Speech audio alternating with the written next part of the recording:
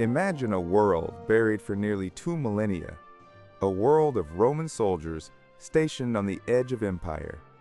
In 1973, at the windswept fort of Vindolanda in Roman Britain, archaeologists unearthed something extraordinary. Beneath layers of waterlogged peat and clay, they discovered not just pottery and weapons, but fragments of everyday life. Impossibly thin wooden tablets. Scratched onto these fragile relics in ancient Roman script were astonishingly personal messages.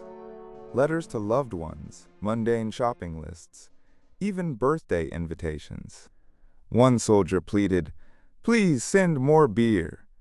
These weren't grand pronouncements of emperors, but the direct human voices of those who lived and served on the Roman frontier. The Vindolanda Tablets offer us an unprecedented, intimate glimpse into the daily realities of Roman life, a window flung open across the centuries. Imagine the summer of 1764. The French countryside, a picture of idyllic peace. But then, terror struck.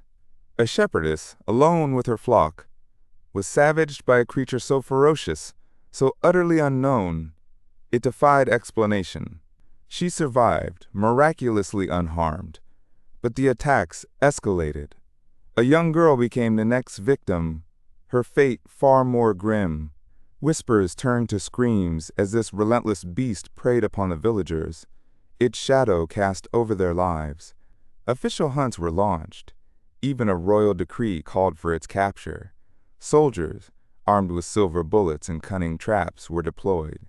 Yet over 100 lives were brutally taken, bodies left mutilated. Was it one beast or many? Rumors of a conspiracy swirled. These enigmatic killings, a chilling mystery that gripped France, remained forever unexplained, a haunting testament to the unknown. The year is 1854, and the Australian goldfields of Ballarat are a powder keg. Thousands of hopefuls, drawn by the glint of fortune, found only hardship and the heavy hand of unjust taxation. Each miner, regardless of their success, was forced to pay for a license, a constant, infuriating reminder of their subjugation. Resentment festered, and a rebellion began to brew beneath the harsh sun. Raising the vibrant Eureka flag, a symbol of defiance, the miners fortified their makeshift camp. Then, under the cover of a brutal dawn raid, government troops descended. The ensuing clash was swift and savage, leaving dozens dead and the ground soaked in blood. Yet, from this desperate struggle, a flicker of freedom ignited, a powerful spark that would help forge the very foundations of Australian democracy. The year is 1927. For months, relentless rain had swollen the mighty Mississippi River, pushing its banks to their breaking point. Then, the unimaginable happened. Levees, the very structures meant to contain its power, began to fail, first a trickle, then a torrent. In a matter of days, a vast expanse of the American South, stretching for hundreds of miles, was submerged. Imagine an ocean of muddy water, swallowing entire towns, farms, and livelihoods. Over 27,000 square miles vanished beneath the waves, displacing more than 500,000 people.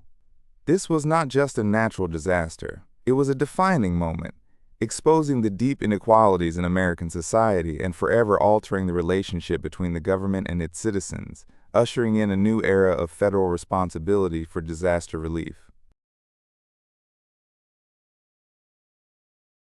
Imagine a world where the heavens were understood with absolute certainty, a celestial clockwork meticulously designed with Earth at its very heart. For centuries, this view, deeply ingrained in both scientific thought and the doctrine of the Church, went largely unquestioned. But in 1543, a quiet scholar named Nicholas Copernicus dared to look at the stars and see something entirely different. His meticulously gathered observations began to whisper a radical truth.